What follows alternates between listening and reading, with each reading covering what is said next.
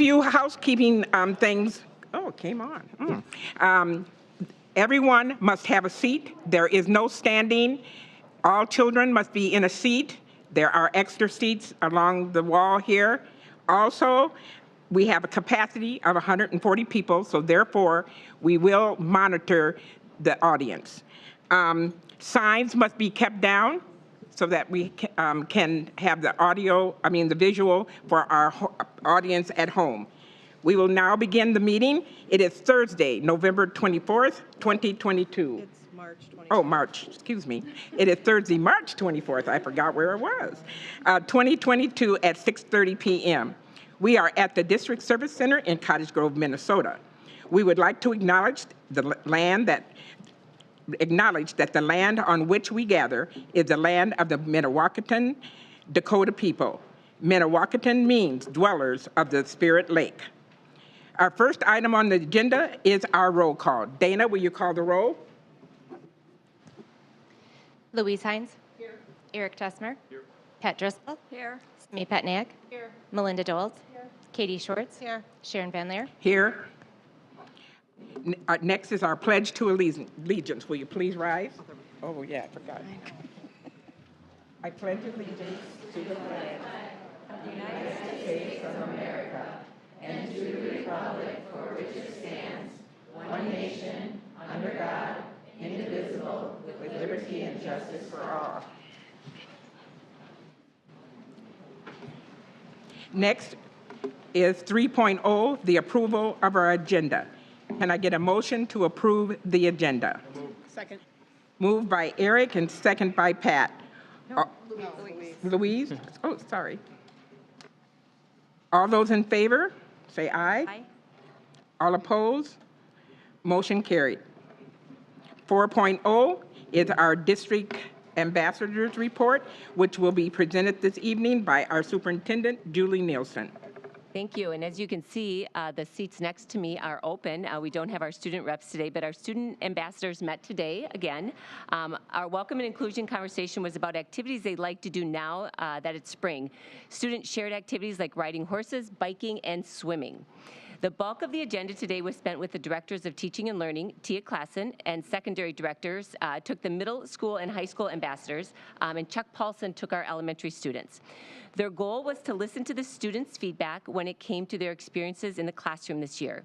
They are hopeful to use this information as we work with teachers on curriculum review. One of the questions asked students to share a particularly memorable experience during their school career.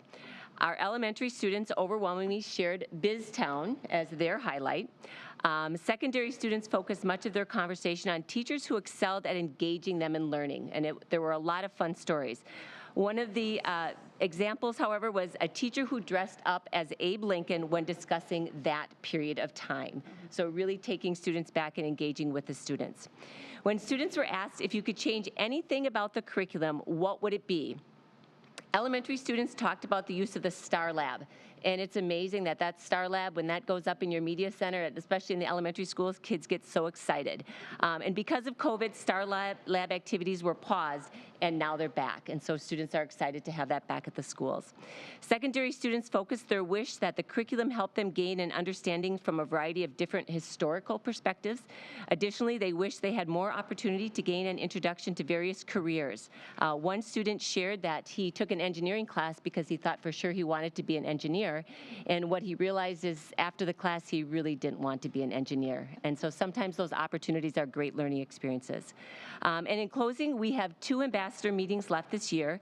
Our student ambassadors, which again are representatives from across every school in our district, have been a wonderful addition to our school improvement planning process, and we're looking forward to continuing that into the years ahead. Thank you. Okay, thank you. Next, we will have public comment. At this time, individuals may speak to the school board on any item relating to South Washington County Schools.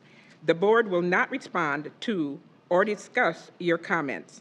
Character abuse or specific complaints identifying staff, students, or task force members will not be permitted.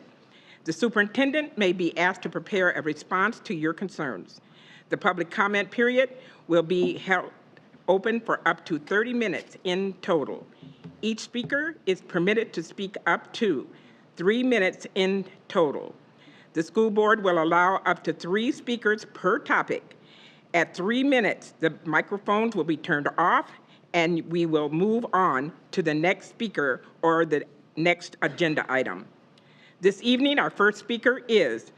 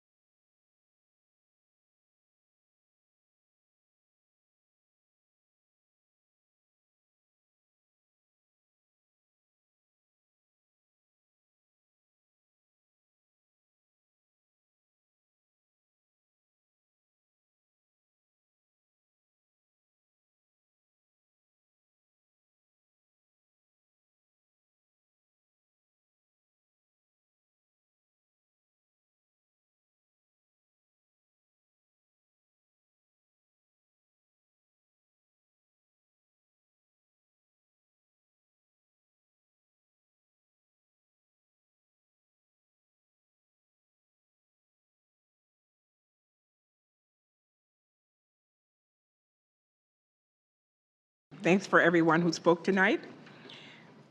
Next week, 6.0, consent agenda item. All consent items are considered routine and non-controversial by the school board and will be approved by a single motion. There will be no separate discussion of these items prior to this meeting. Board members have had the opportunity to review each of these items and may request that any item be moved to the action item for individual consideration. Can I get a motion to approve the agenda item? So moved. Who moved? Louise and Melinda. Is there any discussion? There is no discussion. Sorry about that. All those approve? All those in favor? Aye. All those opposed? Motion carried. Chair Sharon Van Leer, can you please repeat who made those motions? I can't hear with the fan. Again, Made the motion. who made the motions? Louise moved Thank you. and Melinda second. We can speak up a little louder too. Okay. Okay, you want to? On the consent agenda, we did approve the resolution to accept gifts into the district. And I wanted to share that cash donations for the month of February were $29,938. And total for the school year so far is $341,137. We will scroll through at the end of the night all of the donations. So if you are out and go to any of these businesses or know these people, thank them for making these generous donations. Thank you, Katie. Next, information items. 7.1 is our long-range facility update. This evening, it will be presented by Christine Shaver, our Assistant Superintendent, Dan Pine, Director of Finance and Operations. All right, good evening, School Board Chair Van Leer, School Board Member, Superintendent Nielsen. We are here tonight to present information related to the long-range facility process for our school district. First, I want to thank you, the board, and our facility task force for helping get us to this one facility package. You'll remember in our January workshop, we presented 3 working options with background on our facility planning process and past work in addressing our facility needs. You provided valuable feedback to us in providing thoughts, questions, and concerns for each working option. Following the January board meetings and the meetings with our facility task force, we narrowed the 3 working options down to 2 in February. We led the board through activities to identify additional thoughts around 2 working options with extensive conversation around the pros and cons of each plan at that time. On March 3rd, so our last board meeting, we presented to the board and the community one facility package. Tonight, we will continue to share that plan with you and our community members. So let's get started. So as you know, tonight we will present one facility package.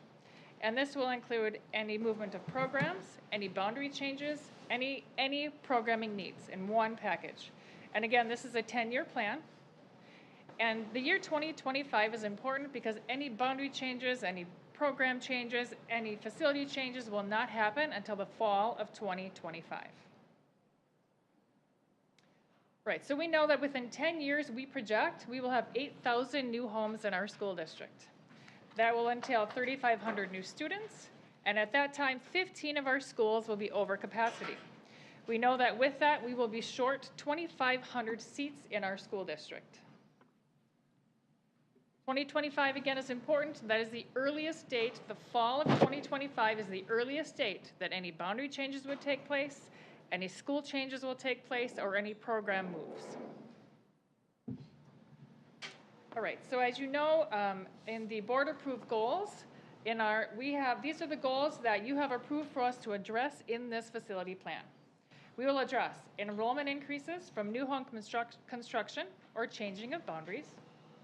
We will address modernization of classroom space, needed renovations such as bathrooms, kitchens, and cafeterias, curriculum and/or instructional delivery methods, transportation facility needs, or alternative high school space, our operational facility needs, early learning programming, special education programming, and we will show how buildings or schools might be repurposed.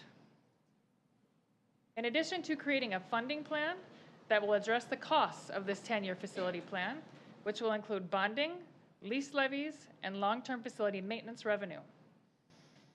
And overall, we'd like to create learning spaces that support college and career-ready students by providing flexible, adaptive spaces for learning, environments that inspire social interactions, and diverse instructional styles and accommodate multiple forms of collaboration.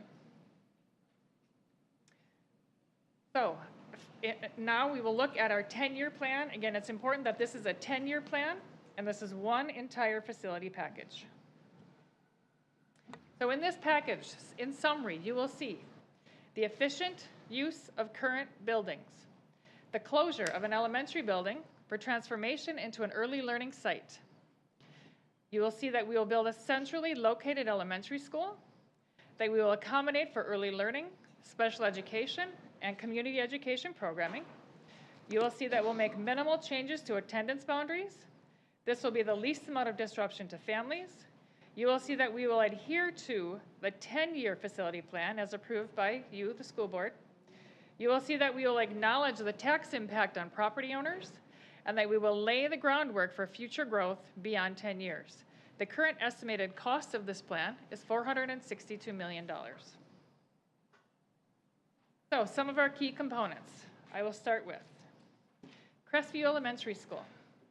We will construct a new Crestview Elementary School with 1,000 seats in a more centralized location. In that centralized location, we will keep all of the Crestview Elementary students together. The whole boundary will move into the school along with the staff, and we will add some new developments into that building. Now I'd like to introduce Dan Hines, our Assistant Director of Facilities, to talk about a few more details about that. Thanks, Christine. So as we know, looking out projection-wise, we have several schools that are projected to be significantly over capacity, but we also have several schools that are projected to stay significantly under capacity. And so it's a double-sided problem that we have to solve. So how we did that is you look on the right-hand side of each one of these slides, there's a list of board-approved goals that each one of these plans check off. So building by building, those goals will be listed. So first, the construction of a new centrally located Crestview Elementary School.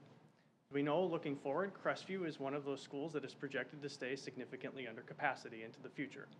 We also know Bailey and Gray Cloud are projected to keep significantly over capacity into the future. So by moving Crestview Elementary further to the north and constructing a larger school with an expanded attendance boundary, we both balance Crestview's enrollment as well as Bailey and Gray Cloud along the way. Next up, that allows us to place the alternative high school. So currently, the alternative high school is in a shared space with administration and community education. This would place the alternative high school in a location where it has a permanent home that is a school. This would also add career and tech offerings to that alternative high school.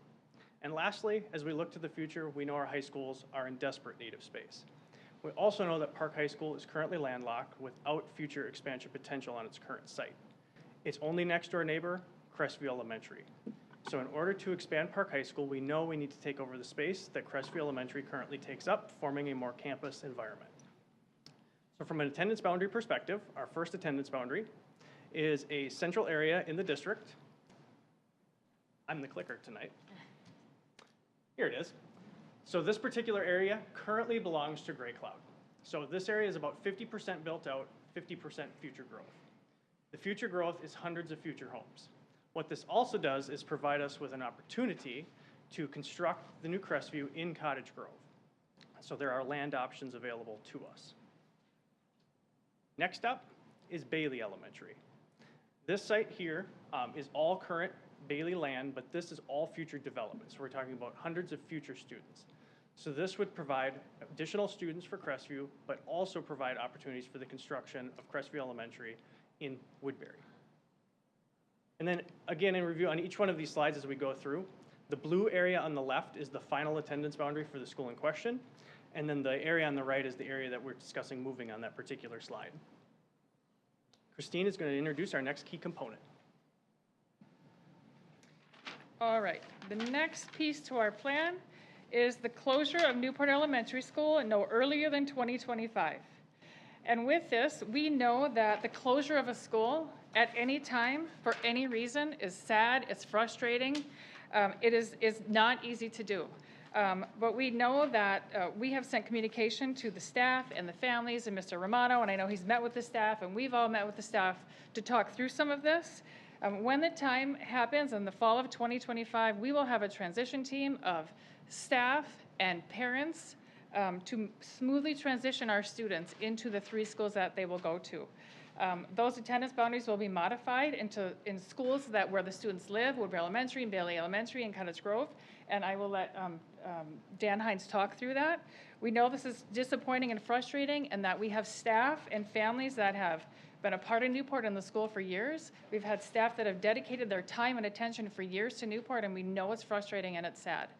And again, Dan, I'd like you to talk through a few more details of that.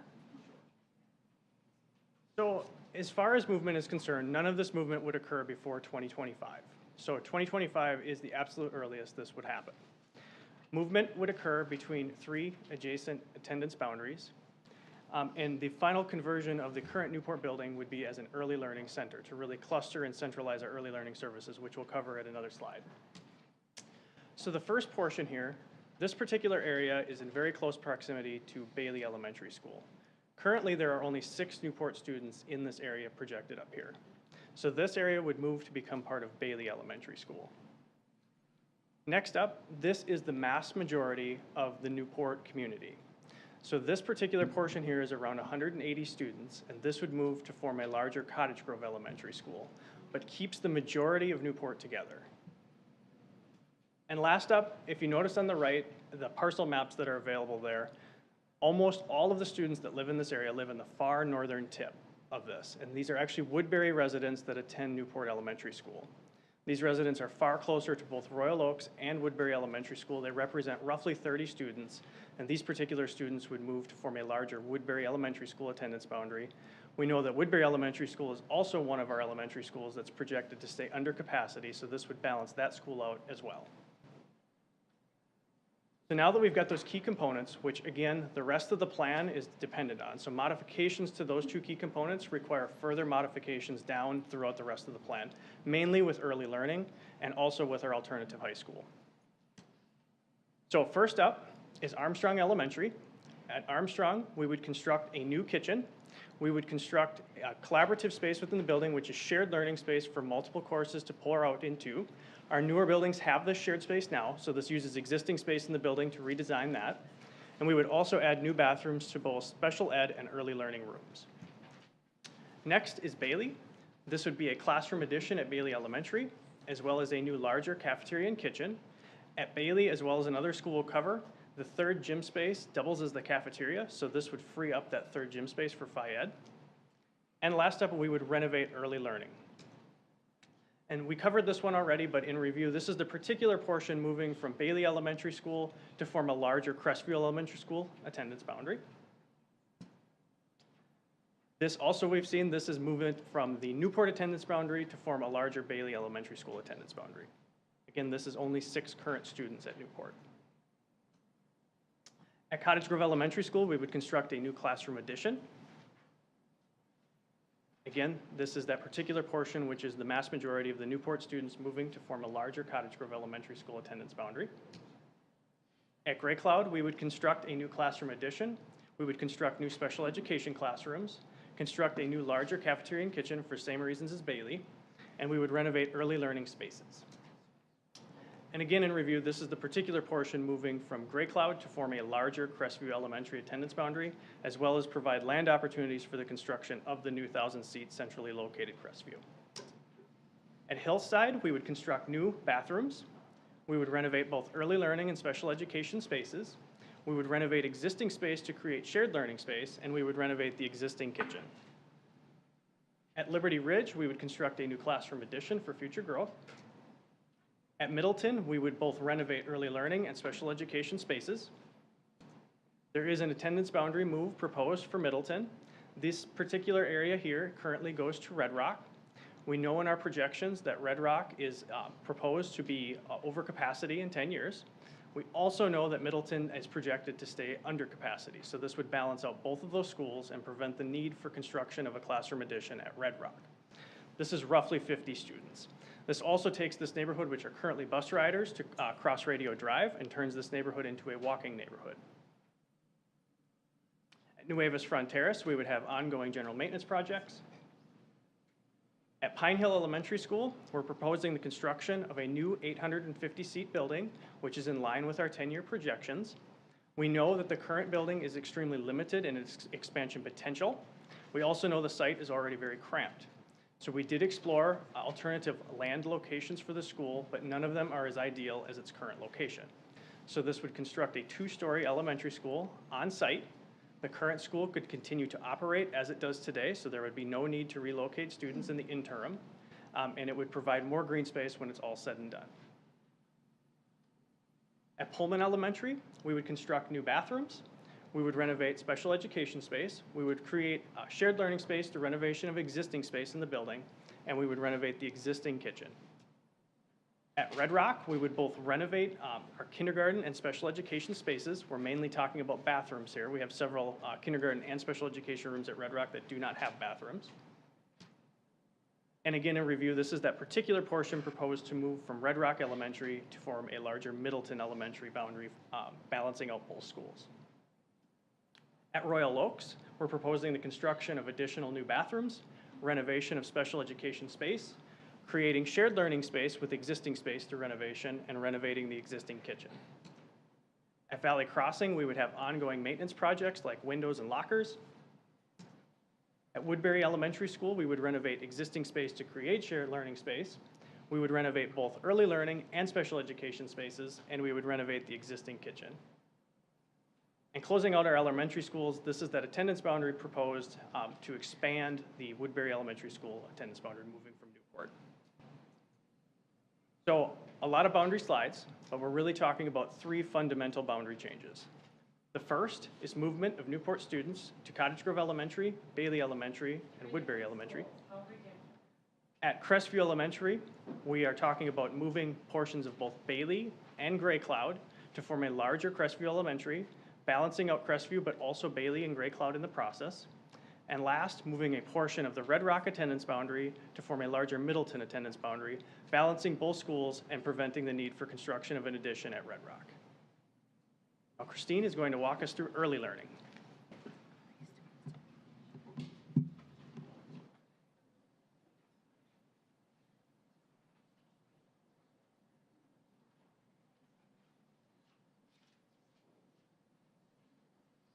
All right, let's look at early learning.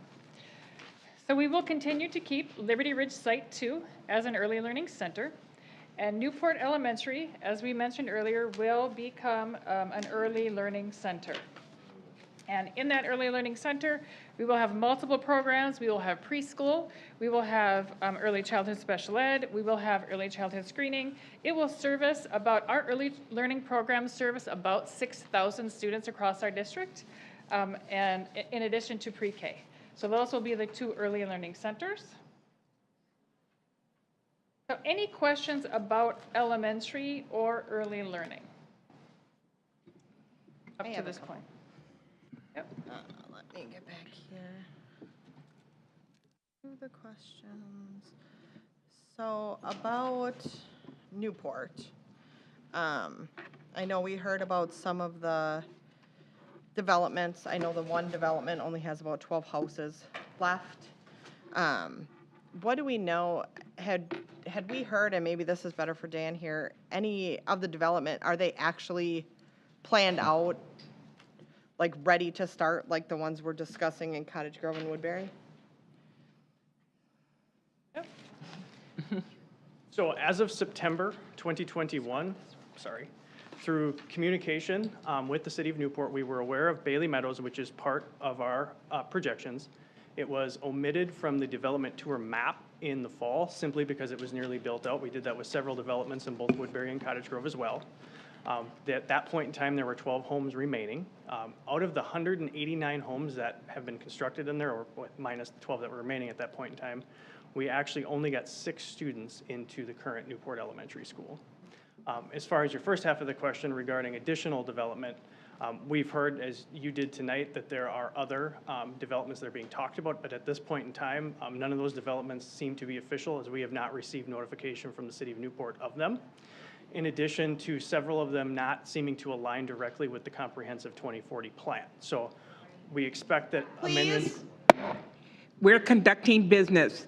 If you cannot conduct yourself in an orderly manner, we will ask you to leave.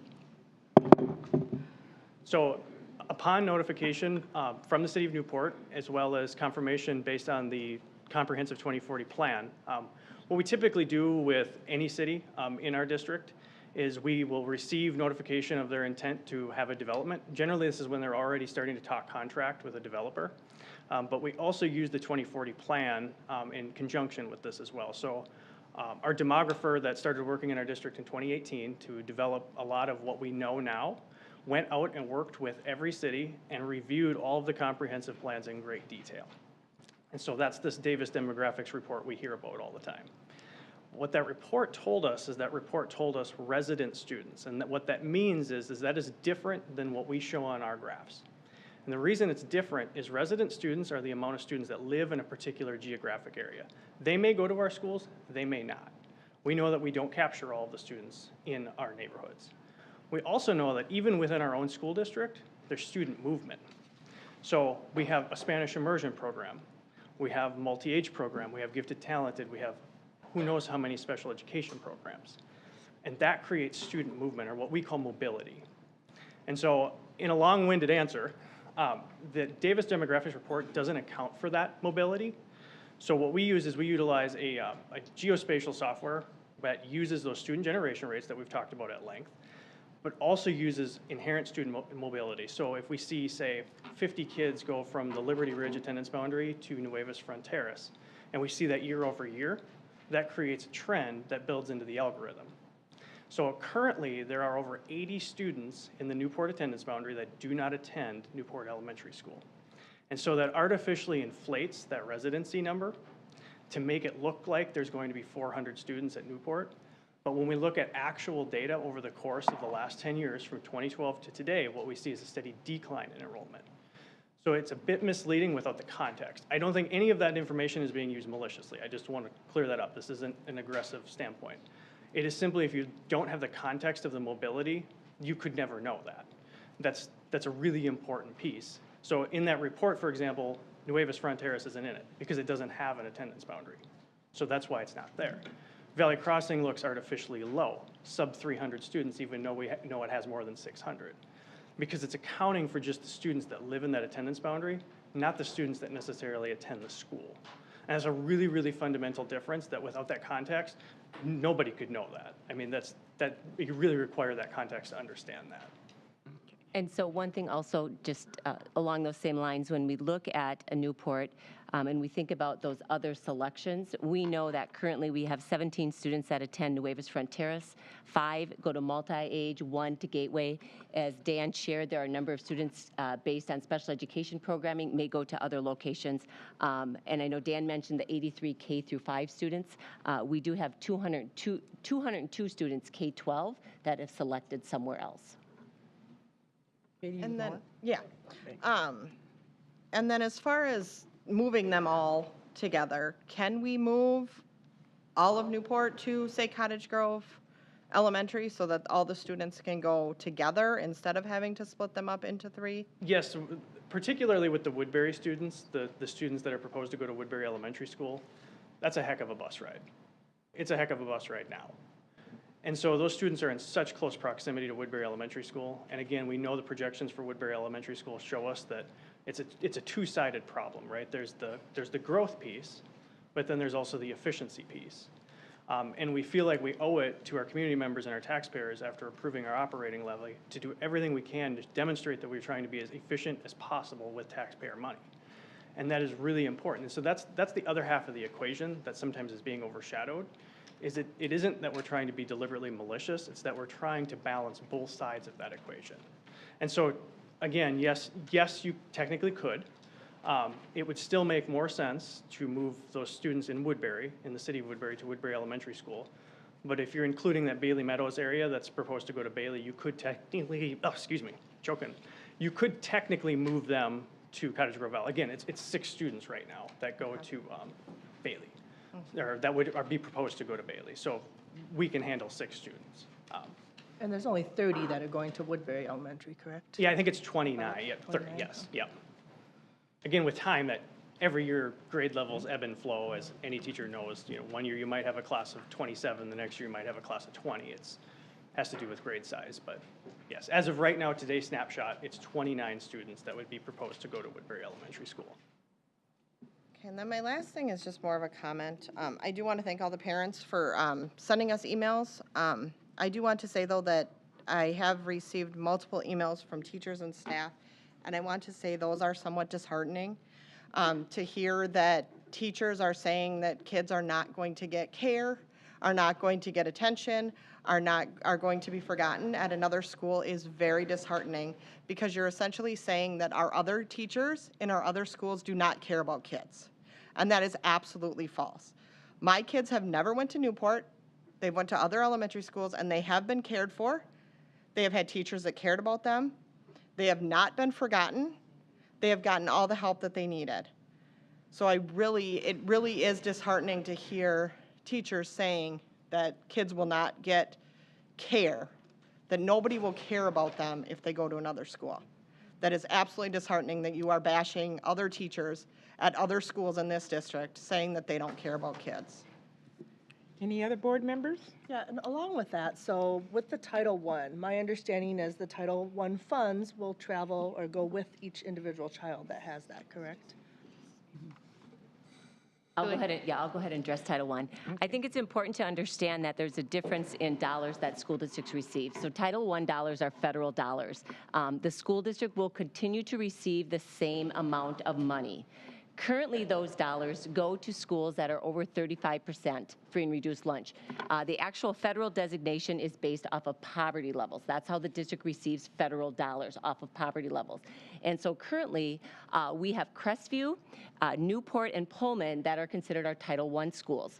Out of that funding, which is about $440,000, plus or minus, depending on carryover, each one of those schools currently purchases, if you will, a 1.0 FTE to support students. That's how title dollars are used. Not to be confused with MDE state compensatory education dollars. Each of our schools also receives compensatory ed dollars. And so if I look at that, and I pulled those charts today, if I look at compensatory ed, it ranges throughout our district. Liberty Ridge, you might guess, receives $7,000 in compensatory ed.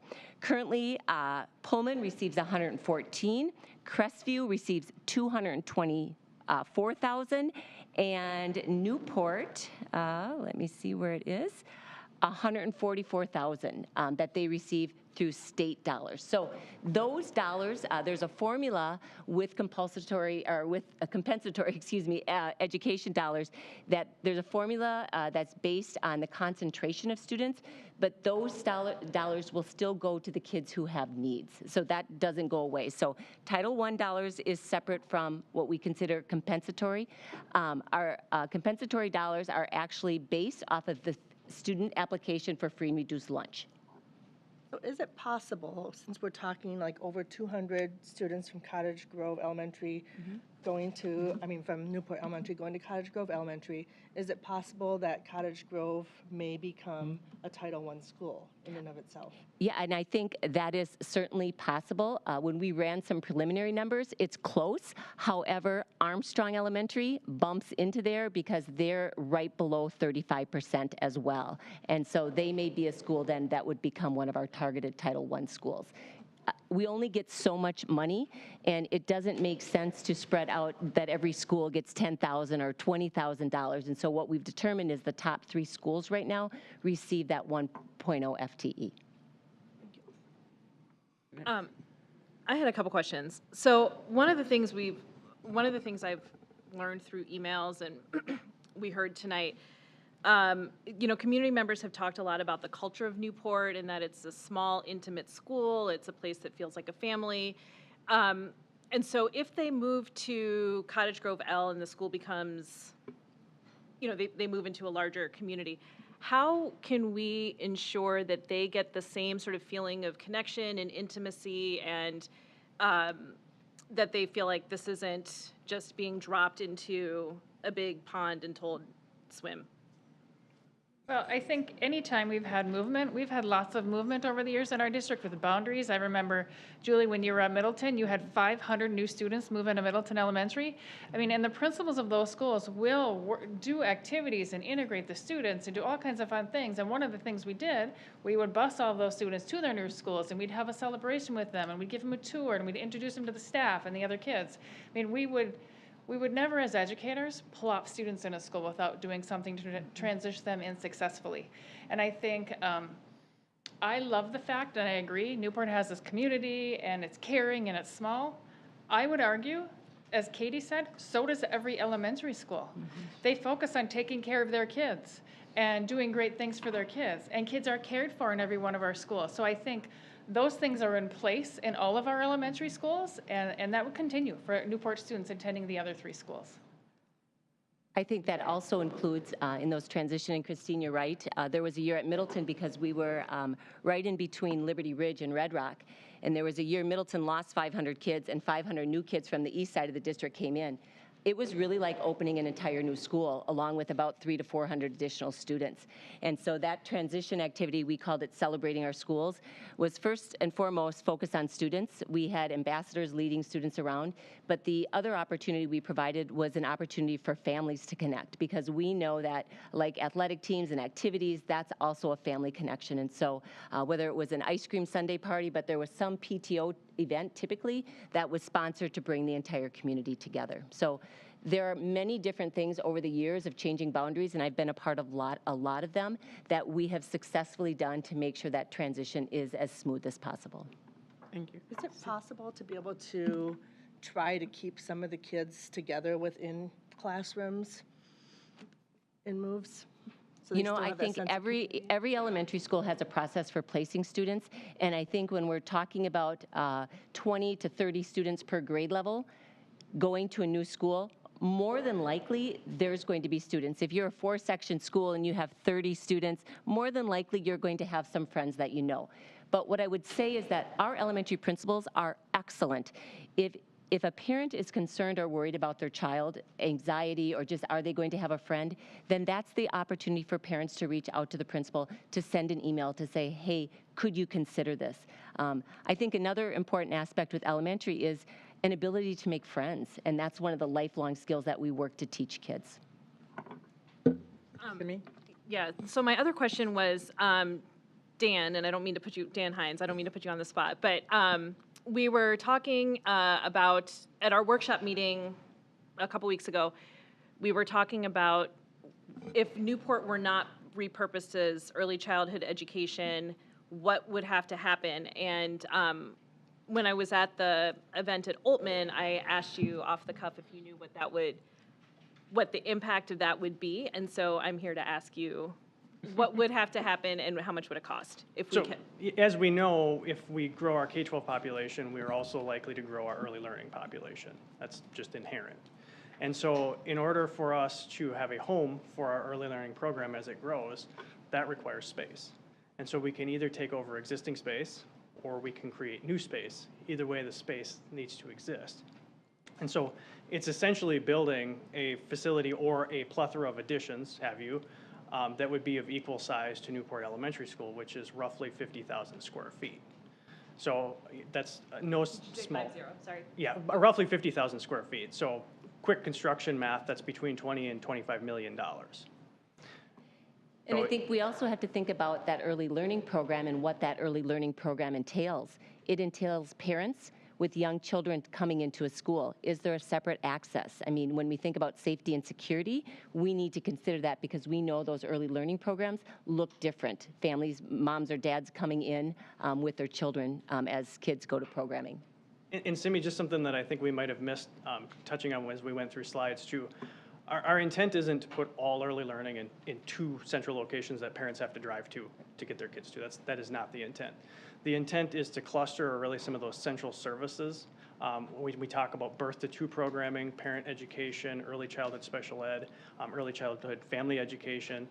Those types of programs are what we're talking about clustering.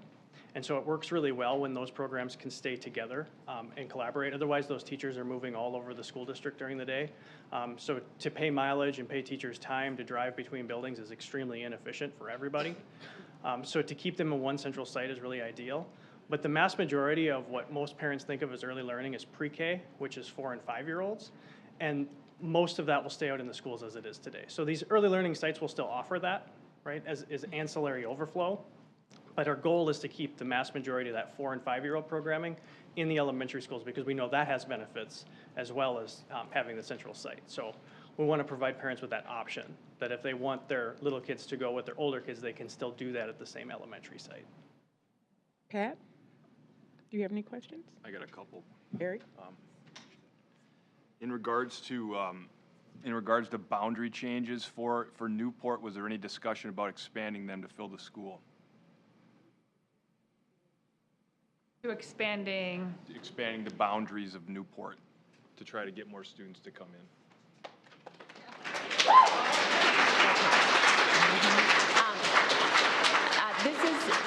This is what I would say. In 2006, we went through a boundary change, and I hope I have the correct year.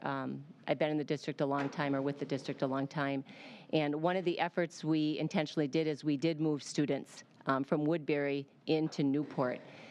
And first of all, for teachers and staff who are here, I acknowledge you are a great group of people, truly. And I don't want to take anything away from the wonderful work you do. But what we've seen over the last 10 years is we have continued to see a steady decline in enrollment. And I want the staff to know that we have worked as hard as we could to maintain that. As an assistant superintendent, one of the things that we were diligent and conscientious about was inter-district transfer requests. Now, we can't stop kids who get into the lottery for Nuevas Fronteras or multi-age or go to Gateway, but what we can do is deny requests for inter-district transfers. And that is another thing, along with working to try to expand that attendance boundary and move kids. I think regardless, Eric, what we're going to get is people are going to have to move schools, and one way or another, someone is going to be unhappy. And so I think the district has tried. We can certainly go back and try again, but I think we're going to have other people who don't want to leave their school community, and that's in 2006 what we experienced when we made that boundary change. Thank you. Another one. I might have one or two left. As far as repurposing the school, is it possible, was there any attempt made or any discussion had about trying to combine an elementary school with early learning in the school to try to utilize the entire capacity of the school? And Dan, could that work? You want to talk about the square footage? We did talk about it. Eric, are you referring to like specifically using Newport in that capacity? Yes, correct. So one of the issues we run into with Newport is that all of the rooms are pretty much already used. There may be exceptions to that, and that ebbs and flows with grade levels. However, when we're talking about centralizing early learning, we're talking about 50,000 square feet. You're essentially talking about doubling the size of the building. So it seemingly has space around it, but it really is only an 8-acre site. And MDE sets guidelines. They're not rules, they're not statutory, but they're guidelines on how big a site should be for a school. And for a elementary school, the baseline is generally 10 to 15 acres. And so any kind of construction project we do in any capacity gets reviewed by the Department of Education. And they review and comment those projects as they come through. So if we were to suggest to the Department of Education that we were going to leave the current building as it sits now and add on, say, double the space, we would be looking at following regulation to increase the cafeteria space. Even though we know early learning doesn't necessarily use that space, it's still guideline, especially parking lot. So parking lot's a very big problem down there. The parking lot itself also acts as the bus lot, also acts as the student drop-off. It's one very tight thing, and I feel sorry for anybody that has to navigate it. So in order to actually make that work, A, we would be talking about another $20 million price tag to add that space. And B, we would be talking about fundamentally changing that entire site and wiping everything out and starting from scratch, which also is going to have a cost associated with it beyond just adding the extra space. So essentially, it doesn't meet the needs of the district to even engage, or in planning it, we know that it doesn't meet the needs of the district. Not if the intent was to centralize early learning in addition to the schools it operates today, yeah. You okay?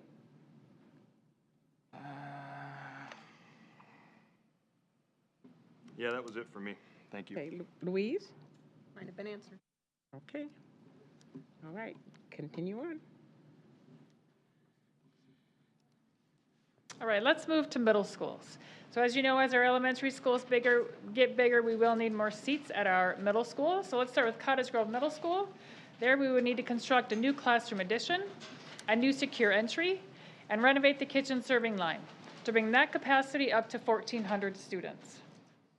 Lake Middle School, similar. We'd construct a new classroom addition, a new secure entry, renovate the kitchen serving line to bring that school's capacity up to 1,400. And Altman Middle School. As you know, Altman Middle School is fairly new. It was originally built for an expansion. So there we will construct a new classroom addition, expand the cafeteria to bring that capacity also up to 1,400. And with Altman Middle School, we will need to move an attendance boundary that currently is set for Altman to Woodbury Middle School to balance out our student count. So this piece of land you see here, east of Radio and south of Dale, that is where new homes will go in the future. Any students moving into this area will go to Woodbury Middle School. And Woodbury Middle School recently had an addition as well. So there we'll just construct a new music room, a new secure entry. We'll renovate existing space to expand capacity, including new art, science, technology, engineering, and math classrooms.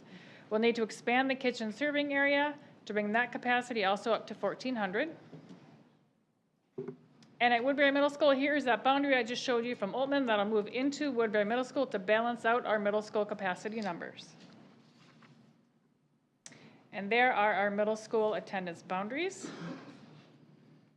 after it's complete. Any questions about those? Any questions? How long will it take for our middle schools to fill, to get to this 1,400 capacity?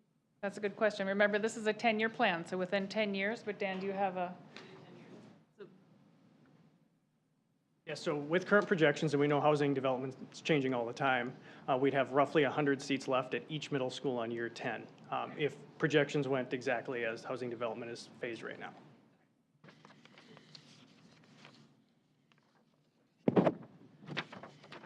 Anything else? All right, let's move to high schools.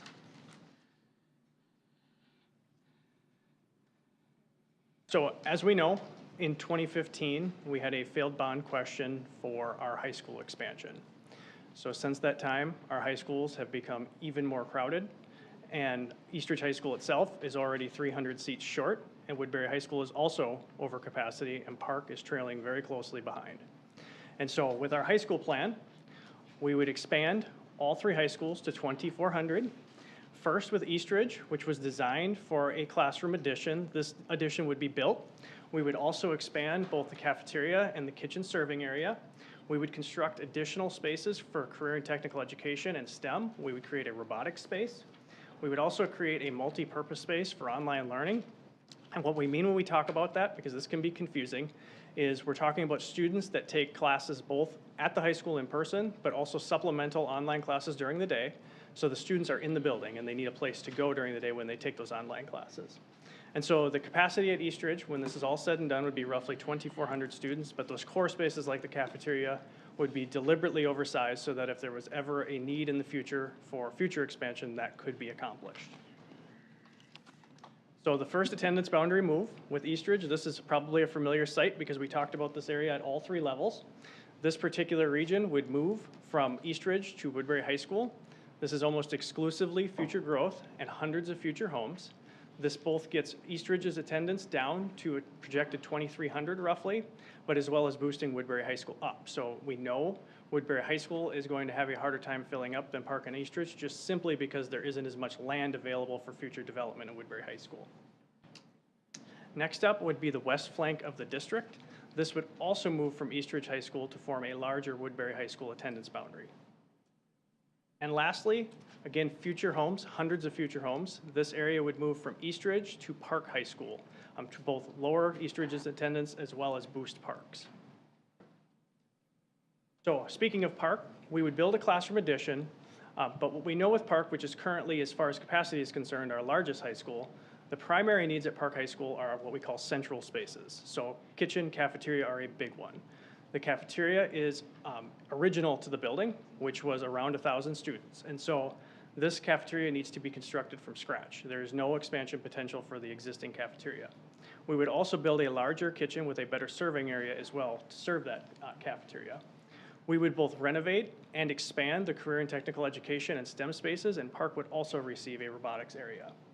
We would renovate our central student services. So right now, student services are somewhat spread out. This would centralize all of the student services into one area in the building. We would also at Park create a multi-purpose space for online learning. The site itself would be redesigned and realigned to consume the existing Crestview land. And so this is what that Crestview piece is so key to, is allowing us to push next door. This would provide additional parking as well as realignment and expansion of our athletic fields and overall green space and increase our pedestrian safety. And so that particular key component really comes in right here. So Park would also be 2,400 students, but with those core spaces like the cafeteria oversized for future expansion if it was ever warranted. Again, then review, this is that portion moving from Eastridge to form a larger Park High School attendance boundary. Speaking of the Park site, this would be our alternative high school, which again currently shares administrative space. This would move into the existing Crestview building. We would add career and technical education and STEM spaces to the elementary building, which currently does not have them as it's an elementary school. This allows to form a campus between Park and the alternative high school, and this also provides access to green space and athletic fields, which right now the alternative high school does not have. At Woodbury High School, we would construct a classroom addition. Like Park, we would construct a new, larger cafeteria and kitchen. The CTE and STEM spaces would be fully renovated and expanded, and Woodbury High School would also get a robotics space. We would construct a secure front entryway, which would also house a centralized student services area. We would create a multi-purpose space for online learning. We would redesign the building itself on the interior to realign departments and classrooms to spread students out throughout the building to help reduce that hallway crowding that they're experiencing today. And then the site itself would also be redesigned. So what we're really trying to do with the site is separate traffic from pedestrians so that they're not crossing each other. So we're trying to increase that pedestrian safety. And Woodbury High School also slated to go to roughly 2,400 students, but again, core spaces oversized for future expansion. So attendance boundary moves are both in review, so we'll go through them quick. This is the first area, that central portion of the district, moving to really boost. This is the mass majority of boosting the Woodbury High School numbers. And lastly, this western flank moving to form a larger Woodbury High School attendance boundary. So boundaries look jagged, especially in the middle of the district, but really this is intentional. We're trying to target future housing density, which is planned to be quite dense in this area. And so that's what the main target is with this sort of somewhat jagged attendance boundary. Questions? I have a, oh, sorry. Oh, I was gonna, I have just one question, which is, how many? Is it on now? Yes. Okay. How many kids will go from Oltman to Woodbury? Roughly 110. So in any graduating class, there'll be 110 kids.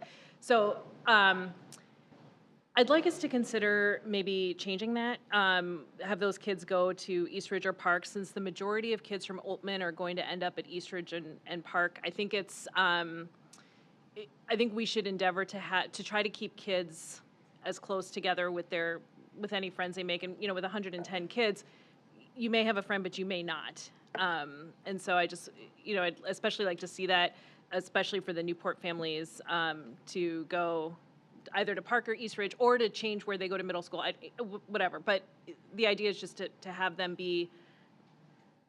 have a proper pathway. Yeah, and that's feedback that we continually get from group after group after group. So that's actually on the top of our list of things we're exploring right now, is opportunities to address just that. And so as we talked about coming forward in April with that final revised plan, that is one of the revisions that we are considering at this point in time on how we might accomplish that. Okay, Katie? Yeah, and that was actually we had this discussion at Oatman that night. So yeah, I just wanted to bring it up again that, yeah, I just feel like, especially if there's maybe 30 kids in a class size going from Newport to Oatman and then going alone with maybe 30 kids, that we would want to make sure that those kids are going with a larger subset. And with Oatman, a majority of the population, either Eastridge or Park right now, I just don't see sending so few kids each year to Woodbury. Yeah, that was agenda item number 1 for us this week in steering committee. So we are definitely looking into that and considering our options around that. One other question I had about this, and this actually probably is not a you question, Dan, it might be a Christine question, is, so the change is going to happen in 2025. And so if you are a high school senior, I'm assuming we make accommodations because you'll have gone 3 years and you're graduating in 2026. But what does it look like for other students going into the high school, or for parents who may want to do planning now? Yep. So once we have a finalized plan, and once we know this is all for sure going to happen, we will start transition planning. And of course, all of that is going to entail looking at where the students are and which schools are going to go to and who has seats. Because for example, if right now students want to be grandfathered in and go to Eastridge is an overcapacity by 300, we wouldn't be able to do that. So we will definitely look at that. We want to make it easy transitions for students if we can, if the space allows. And I think one thing too, we're not fighting high numbers at the high school level. And until we have a past plan and an approved bond, then we'll start looking at more granular grade levels and what does the transition look. You know, if we look at past practice, we certainly have allowed juniors, and I don't exactly remember what happened with Eastridge, but I know that there were students that were allowed to continue because they were already high school students. Working together with the schools and the families and the students, I'm certain we'll come up with a transition plan. Any other questions? Pat, Eric, Louise? Okay, keep going. All right. Special education and support sites. So our district program center, which is the building down the street where our alternative high school is held and our early learning center, that building will be sold. And the funds that we might get from selling that are not incorporated yet into this plan. So that building will be sold. Our district service center, so this building that we're in right now, we will construct a new centrally located district service center on the same campus as Crestview Elementary to consolidate support staff. So all the staff from the district program center, all the staff from here will be consolidated into one building. So all the community ed staff, enrollment services, meetings rooms, and professional development rooms will be in that one new building. And we will renovate this building. We'll maintain operational facilities, so our warehouse and storage, which is in the back, will remain here.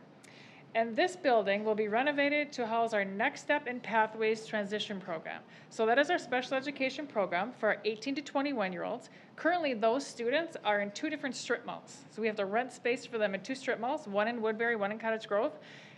Renovating this building will allow those students to come together. There's about 90 students in the program now, and it's growing every year.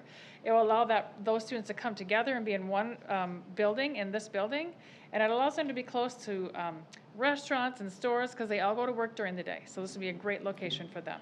So that's the District Service Center. Now I'd like to introduce Dan Pyan, our Director of Finance. Thank you, Christine. I'll just talk a little bit about our rental spaces. As Christine mentioned, our transition programs are using 2 different rental spaces. One is in Woodbury at Valley Creek Mall. One is in Cottage Grove, just down the street here. We spend about $500,000 a year on rental for these 2 spaces. So by moving those into this building, that will open up about $500,000 in operating funds for us. We also rent part of Central Park in the city of Woodbury. We use that for adult basic education, we use it for special education, and we use it for earlier learning. We are working with the city of Woodbury on the renovation of that space, and also in conjunction with Washington County. And with our input, we will open up that space more, use it for SoWashCo online, adult basic education, and special education. So we will continue to rent that space. Transportation. So this is a a site that often is left for the end. We will stay at our current transportation site, which is in Cottage Grove. Unfortunately, the site has gotten too small for the number of buses we have. We run about 120 general education buses. We also have another 30 to 40 special education buses. We've run out of room to park them. So we're trying to come up with creative ways to find a satellite site somewhere in the northern part of the district, which will make things more efficient and also allow us to store a quarter to half of our buses. Land purchase. This item is for the future. As we look out, this is a 10-year plan. We're also thinking about 20 years out. We're watching land go to houses quickly in this district. So we're looking for 120 to 160 acres of land for future use.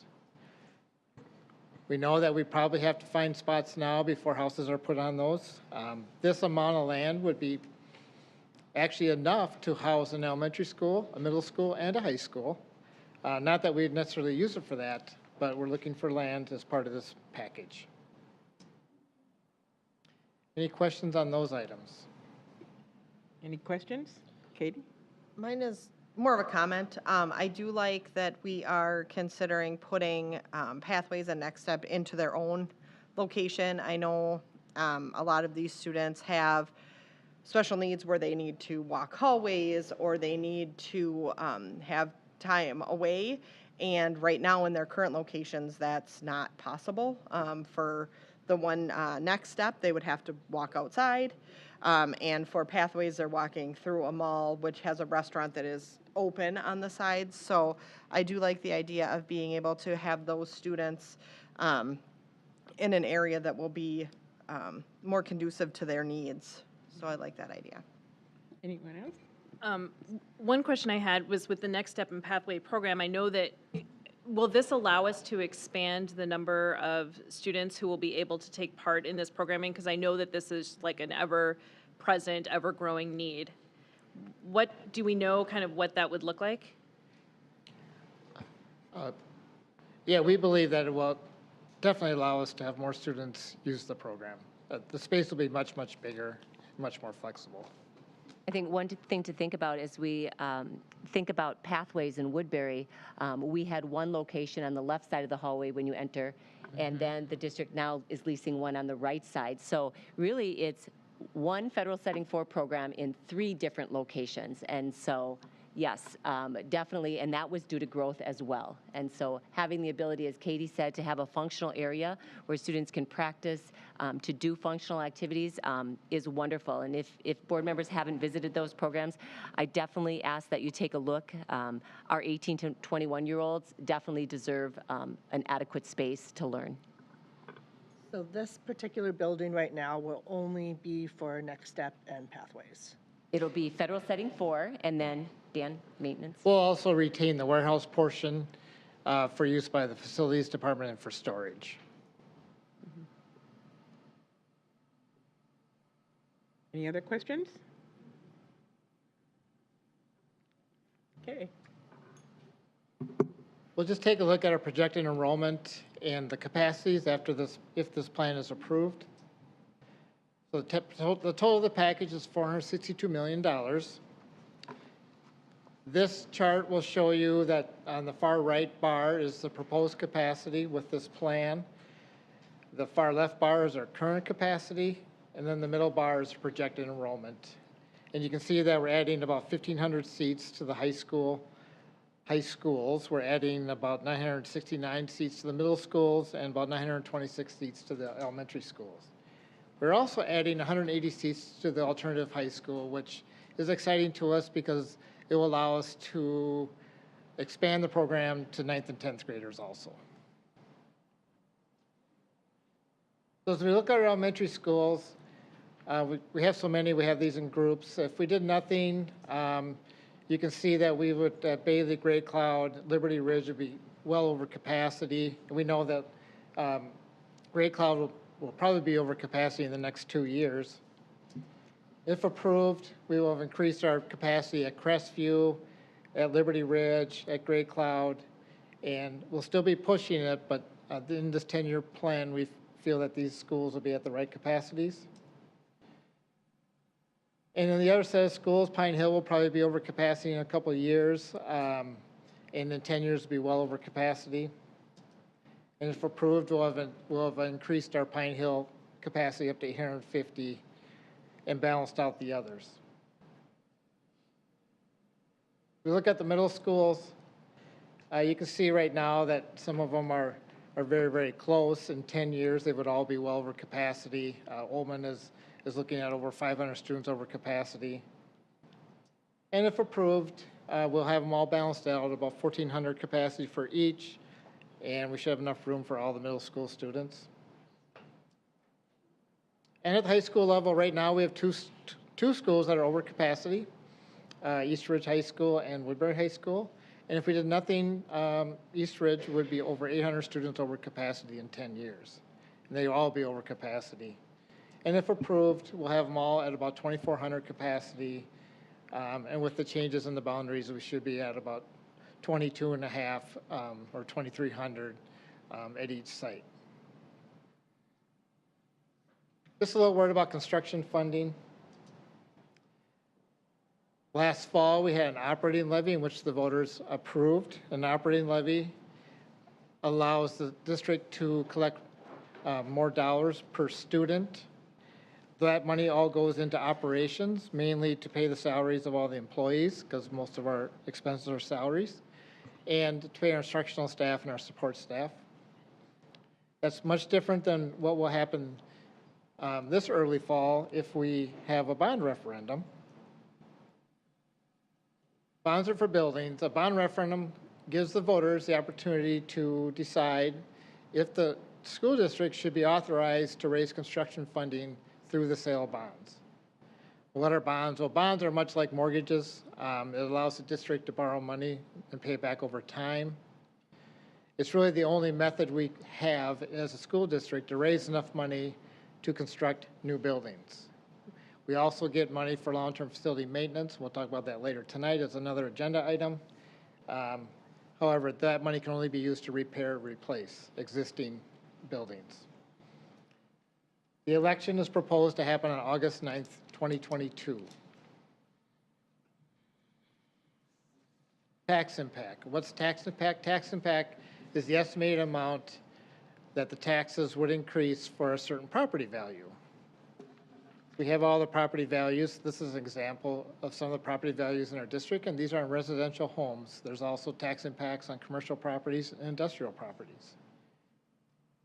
According to the latest Washington County records, the average home in our district is about $297,000 or $300,000. And the monthly tax impact on a $300,000 home in this bond would be $23 per month or $280 per year. Construction funding and education funding are two separate streams.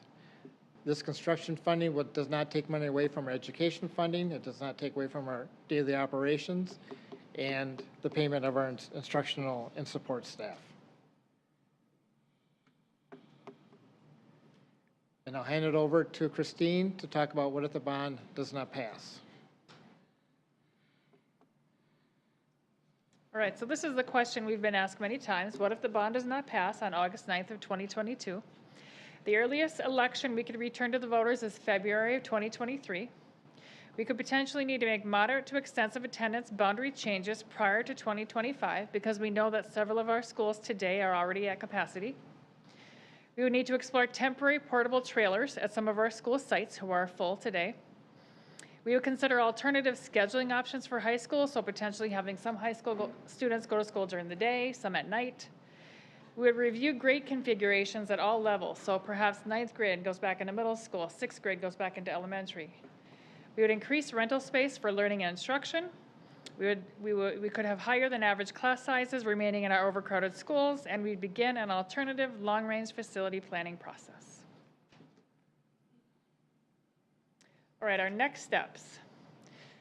So we gathered last week feedback from our long-range facility task force. So that's our group of community members and district leaders that work with us through the plan.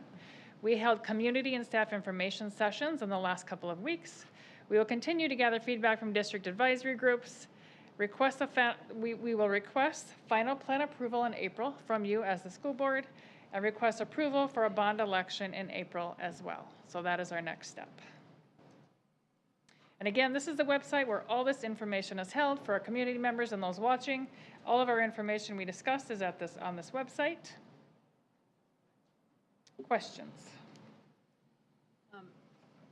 Christine, I just had one question. So at the community conversations that we had, I sat in on a couple, but I wasn't able to make it to every table. Same for the staff. So can you just talk about like the 2 or 3 broad themes you heard at these sessions? Yep.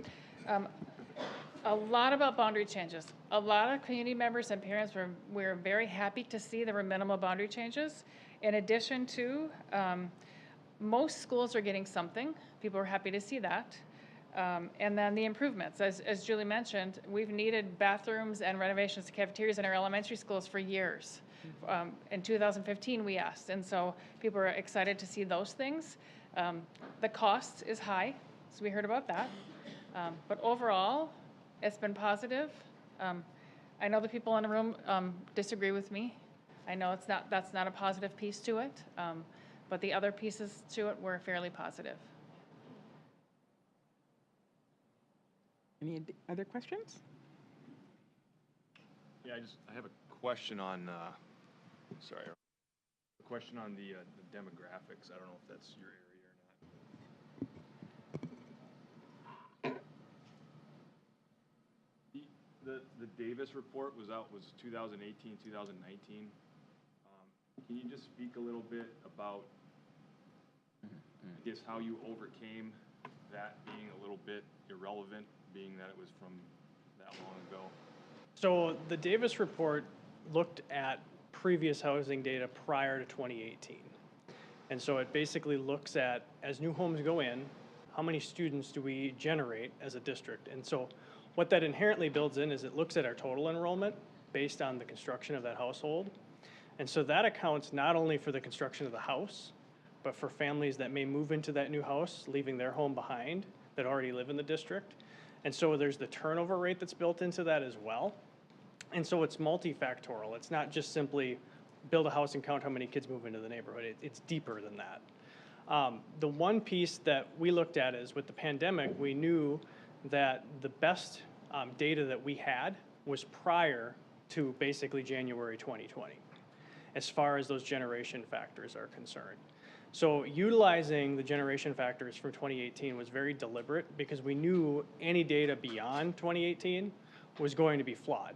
Now we're hoping that we're coming out of this and that we'll have new data in the future that we can update all of those generation factors. But for today's projections, we know a few things. We know, one, our high schools are in dire need of space. Nobody will argue with that that's been to our high schools. We know, two, that we can't wait because we have 1 year delays on just getting steel and concrete and then another 2 to 3 years to construct. So to wait 2 or 3 more years to develop a brand new report is really, really irresponsible. And so we use those generation rates that were reliable from then and then apply them to our new baseline. So what we said is we know how many students we have today. So let's take that as our baseline. Let's take the development where it is today and let's start over from scratch, but using the good data that we knew we generated by the types of families that are moving into our neighborhoods. And so by applying that, you get a little bit of the best of the both worlds. You get stable generation rates from the past, and you also get current reality. Because if we just took the old book that was generated, that doesn't account for the pandemic. It doesn't account for movement in the district. It doesn't account for developments both changing in the way they ended up coming online or ones that were planned. We do have that information current. So one thing that, again, is important to remember when comparing the two, I know I said this already, but it's that residency piece. The report talked about who lives in a polygon, basically. It doesn't say where those kids go. That is what the software and the algorithms are for, because it trends our students over space and time. It puts a dot on the map that says this kid lives in this house and this kid goes to that school. And then it can trend that holistically. And so it's a model, not a book. and it's dynamic. It updates all the time.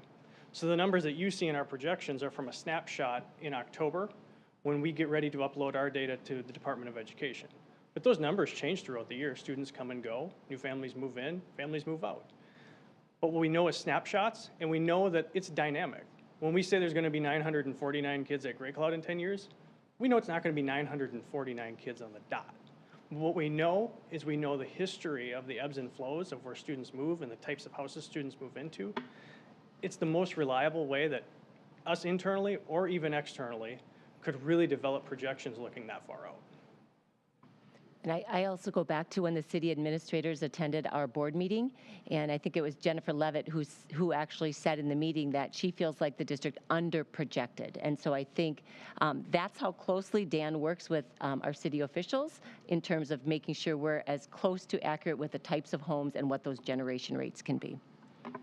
And also, Dan, that, Davis, the report that you got, that doesn't account for the kids that go to charter schools, private Correct. schools, or any of the other options, homeschooling that is out there. So all of those kids, we would subtract from our numbers, but that report would have them included in there. And there's one page that really encapsulates that great, and that's flipping to the Eastridge High School page. Because the report put 3,200 students at Eastridge High School in 10 years from 2018, right? We're already 4 years past that. We know that that's not true, right? We know that's too much because we know kids move from Eastridge to Park. We know students go to the alternative high school. We know students go to Spanish immersion. We know students go to science and math. And so there's a lot of dynamic that's built into that the paper book doesn't tell you about. Only the models really know that, right? Humans don't even fully understand it, right? It's a model that trends over time. Thousands of data points. And one more thing, just to add on to what Katie said, with like trends in homeschooling or trends in kids being removed from the public school into the private school system, those types of things are factored into the models, I'm assuming? Correct, yep, Okay. yep. Thank you. Dan, when we've done this for previous long-range facility task force, how have we seen that the projections we've done based off of, because I'm assuming we always get a demographic report and then we always do our own modeling post the demographic report coming. So have we seen, what kind of accuracy have we seen historically from the modeling that we've done after receiving these demographic reports? It's always pretty close. Granted, that's a matter of opinion. But for example, in 2015, we said we needed to take our high schools to 2,300. That's what our projections were telling us in 2015. Fast forward 7 years and one pandemic later, and now we're saying 2,400. And so we're not moving the goalposts significantly. And that I think speaks to itself right there, is just looking at that one dot, comparatively. Any additional?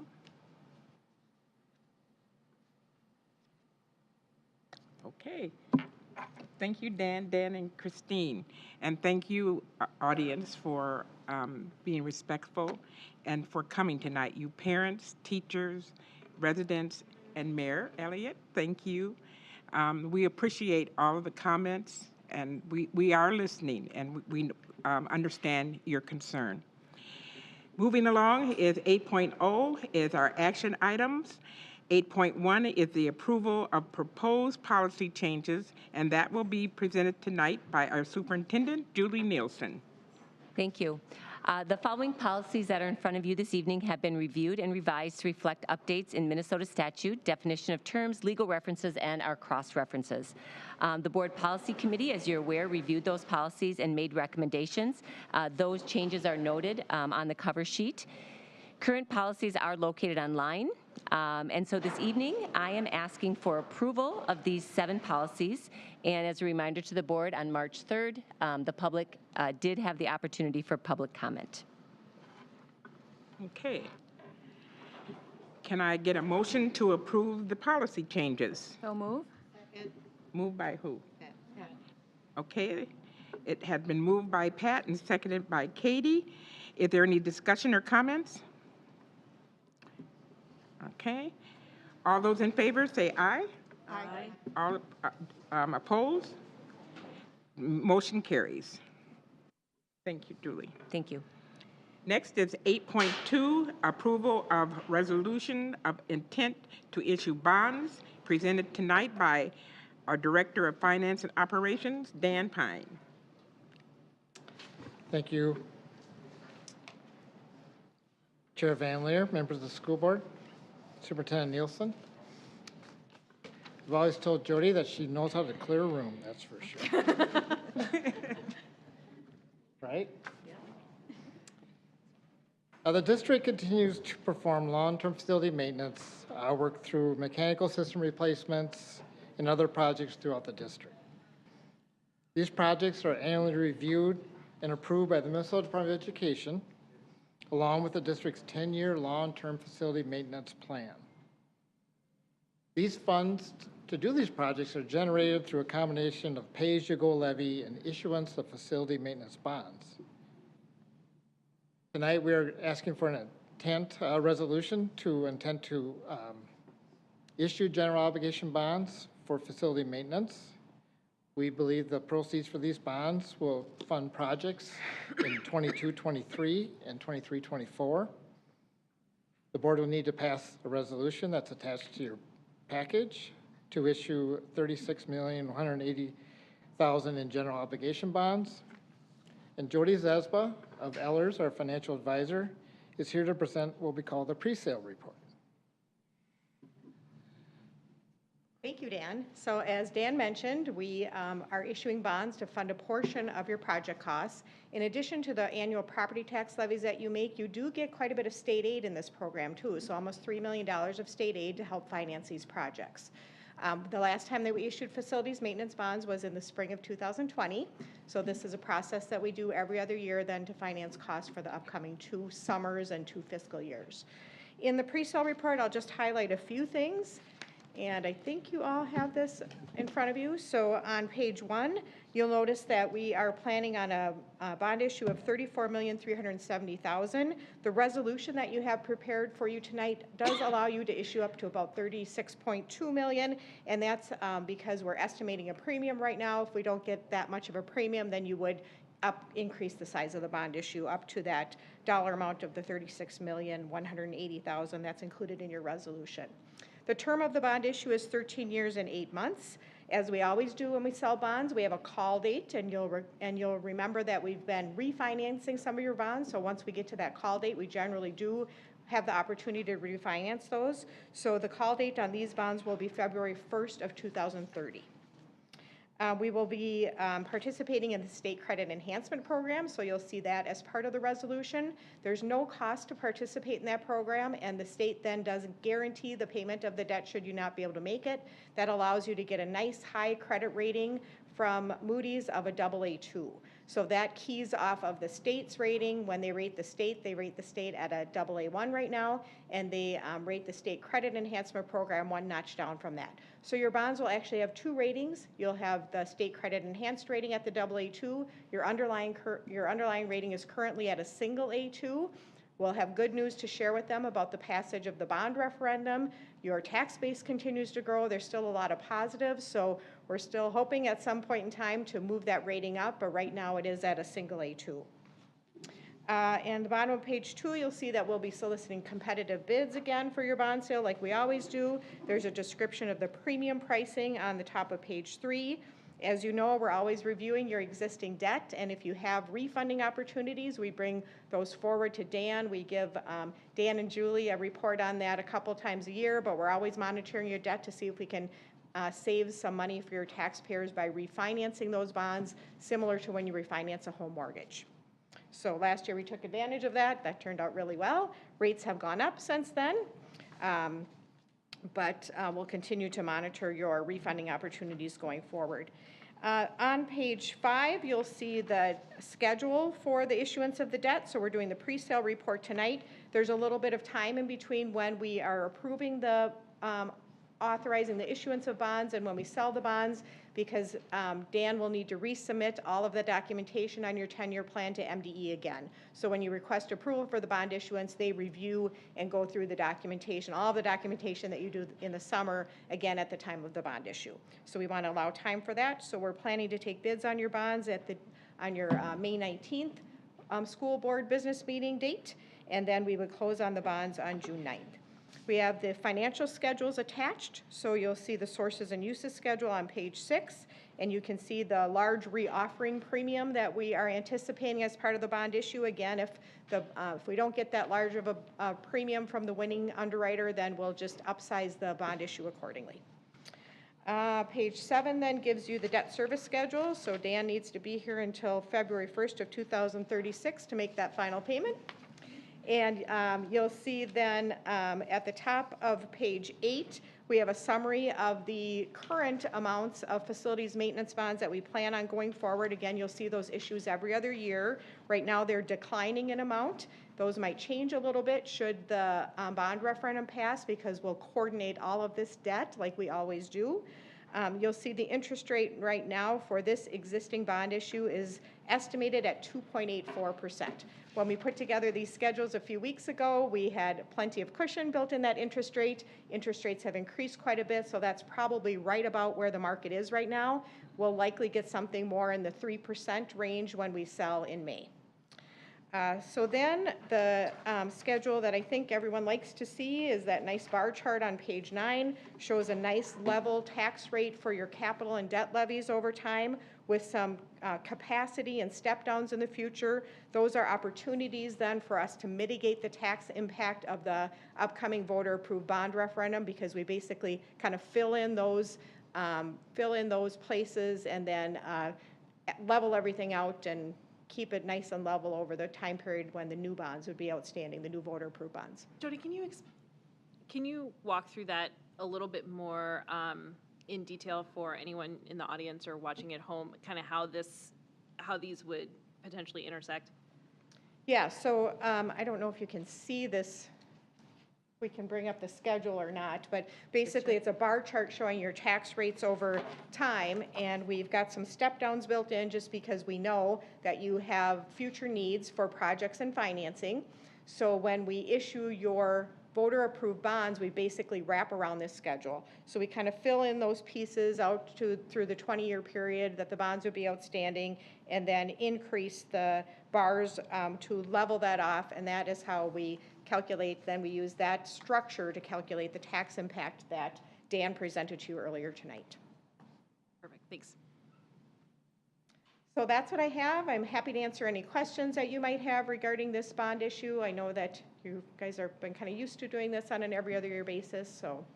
I did have one question about our general fund, because you had mentioned, excuse me, that we get, because of the state's capital program, we get to use their bond rating as part of our issue, and that keeps our interest rate down, correct? Correct. Is our interest rate affected by, so our rating is a function of our general fund balance. Is our interest rate, or is us in combination with this state, is that affected by our personal, our district interest rate rating?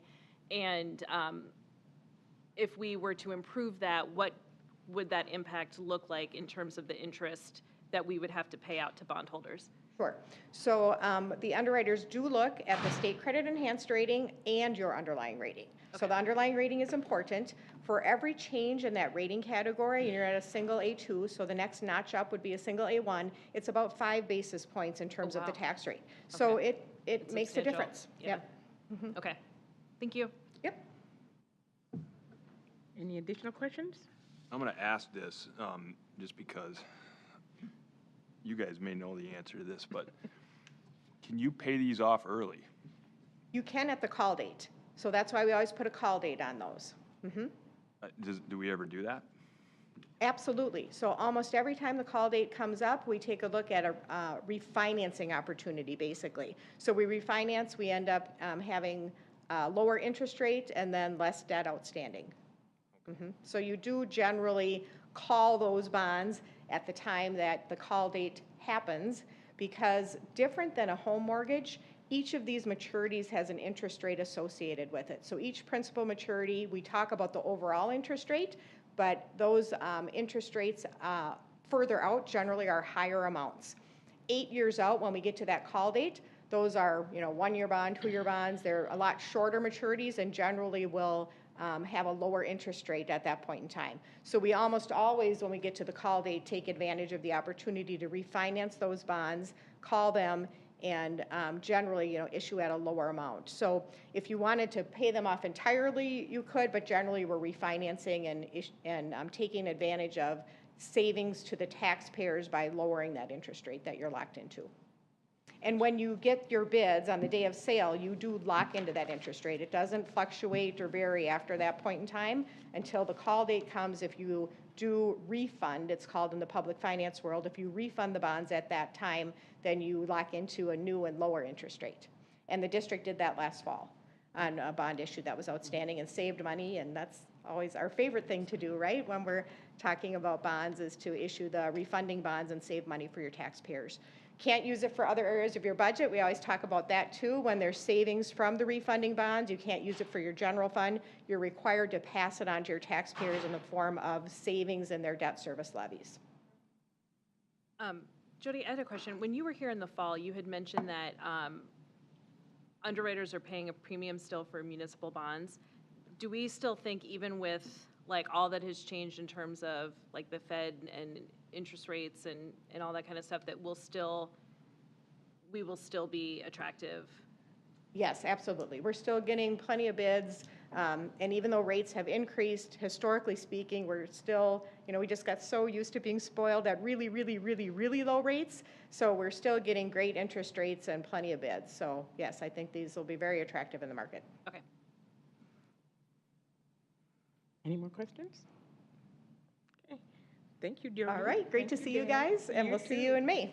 Okay. All right. This is a resolution. So resolution relating to $36,180 general obligation facilities maintenance bond, series 2022A, stating official intent to proceed with and authorizing the issuance and sale thereof and providing for credit enhancement with respect thereto. This is a resolution, so Dana? Louise Hines? Motion first. Katie motion, Second. Simi seconded. Okay, roll call? Louise Hines? Yes. Eric Tessmer? Yes. Pat Driscoll? Yes. Simi Petniak? Yes. Melinda Doles? Yes. Katie Schwartz? Yes. Sharon Van Leer? Yes. Resolution carried. Thank you. Okay. 8.3, approval of South Washington County online. That will be presented by Ms. Christine Schaefer, Assistant Superintendent. Good evening again, School Board Chair Van Leer, School Board members, and Superintendent Nielsen.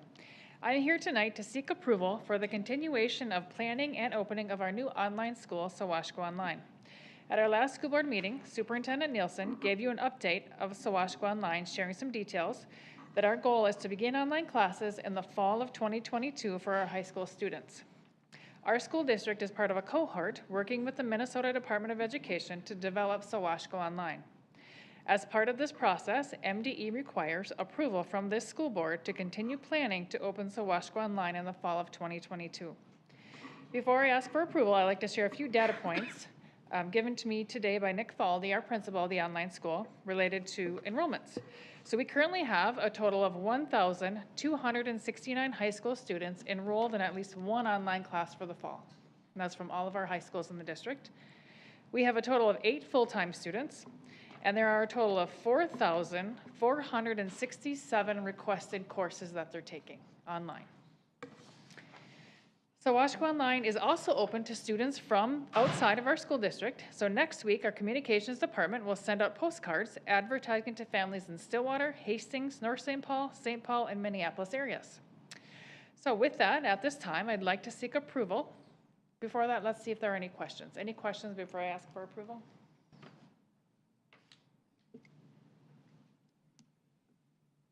Right. At this time, I'd like to seek approval for the opening of SoWashCo Online in the fall of 2022. Second. It has been moved by Pat and seconded by Eric. Any discussion? Okay. All those in favor? Aye. All disapprove? Motion carried. All Motion right, carried. thank you. Thank you, Christine. Okay. Next is our superintendent's report, and that will be given by Ms. Dooley. Yeah, just a quick update. As you can tell, we've been inundated with a lot of facilities work, and we continue to meet. Today, I had meeting with three of our legislators to review the plan. Last week, we also met with our district ambassador group, our parents who represent our district, and so also received really good feedback from them. Our schools are busy with staffing. This is the time of year where we're taking what students have registered for and taking a look at staffing. And so our secondary administrators met yesterday, and tomorrow we'll have what we call an elementary staffing camp. And part of that for elementary is trying to get numbers as accurate as possible as we think about teaching staff. And this is the point in time where we move out students who may be in one particular school that are part of the lottery for Nuevas Fronteras that got into Gateway grades 3 through 5. And so all of that is happening right now as we kind of finalize sections and classes. So a lot of work goes into that and a lot of work with human resources. The entire department works with our administrators. And lastly, some of us from the school district received an invitation to work with the community of Woodbury on a racial equality kickoff meeting. And so it was a conversation with other community leaders around race and equity within the Woodbury community. And so that was hosted on Saturday. And so a couple of us spent the morning working with other leaders. The superintendent from Stillwater was there, along with many other leaders in the community, and it was hosted at the YMCA in Woodbury. Thank you. Next, 10.1 are our future meeting dates. We have a school board workshop meeting on April 7th, 2022 at the District Service Center at 6:30 p.m. And we have our business meeting on April 21st, 2022 here at the District Service Center at 6:30 p.m. And with that, 11.0, we are adjourned. Thank you.